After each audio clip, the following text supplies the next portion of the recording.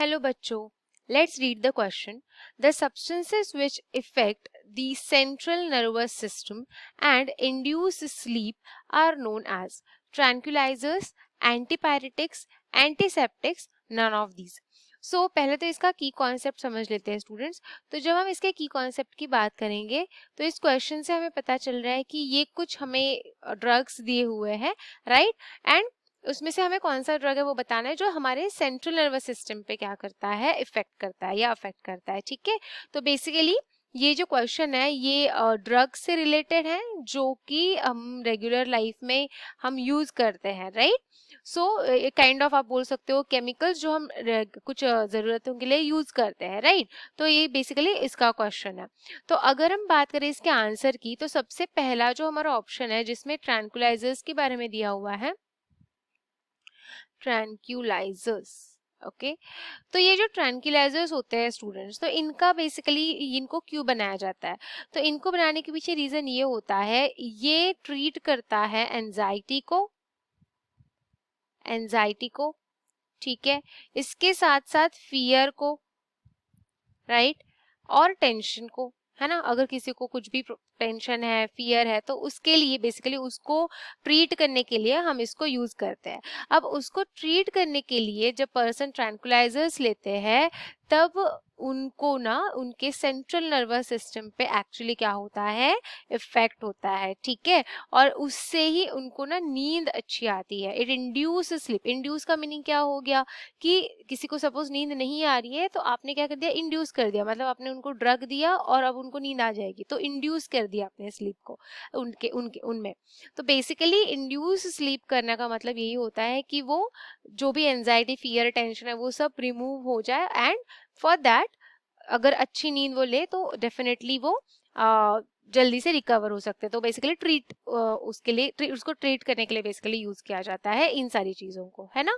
तो अब यहाँ पर स्लीप इंड्यूस करते हैं by affecting the central nervous system, है ना। अगर हमें नींद आ रही है तो सेंट्रल नर्वस सिस्टम पे हमारे कुछ अफेक्ट हो रहा है, एंड दैट्स वाई ये वाली ड्रग हम यूज करते हैं, ठीक है। तो ये जो आपका ऑप्शन है ट्रैंकुलाइजर्स, अगर हम क्वेश्चन से देखें तो डेफिनेटली यहाँ पे ट्रैंकुलाइजर्स आपका करेक्ट आंसर होगा, बिकॉज ट्रैंकुलाइजर्स को ही यूज किया जाता है for treating the anxiety, fear and tension by inducing the sleep by affecting the central nervous system.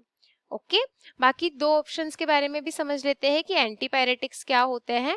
तो जब हम एंटीपायरेटिक्स की बात करते हैं तो इनका जो यूजेस होता है स्टूडेंट्स, एंटीपायरेटिक्स जो होते हैं ये भी डेफिनेटली केमिकल सब्सटेंसेस है, एंड ये क्या करते हैं, एक्चुअली फीवर को कम करते हैं, ठीक है। फीवर को कम करने के लिए एंटीपायरेटिक्स लिया जाता है। So basically what they do, they reduce the body temperature, they reduce the body temperature, ठीक है। जब फीवर होता है तो बॉडी टेम्परेचर को रिड्यूस करने के लिए इनको यूज किया जाता है, reduce the body temperature. Okay, whereas अगर हम बात करें, और जैसे हम एग्जांपल में दे देती हूँ, जैसे पैरासिटामोल हो गया, है ना, पैरासिटामोल है, ऑल्सो इवन हम एस्पिरिन के बारे में आपने सुना होगा, तो ये सब एंटीपायरेटिक्स है, ठीक है। These all are antipyretics. अगर हम बात करें एंटीसेप्टिक्स की, तो एंटीसेप्टिक्स में क्या होता है, जैसे एंटीसेप्टिक्स हम जनरली यूज करते हैं, जैसे डेटॉल हो गया, है ना, टर्मरिक भी एक एज अ गुड एंटीसेप्टिक है, नेचुरल एंटीसेप्टिक। तो ये बेसिकली क्या करता है, प्रिवेंट करता है growth of micro organisms on our wounds और सोर्स, ठीक है। तो ये क्या करता है, प्रिवेंट करता है, prevent growth of micro organisms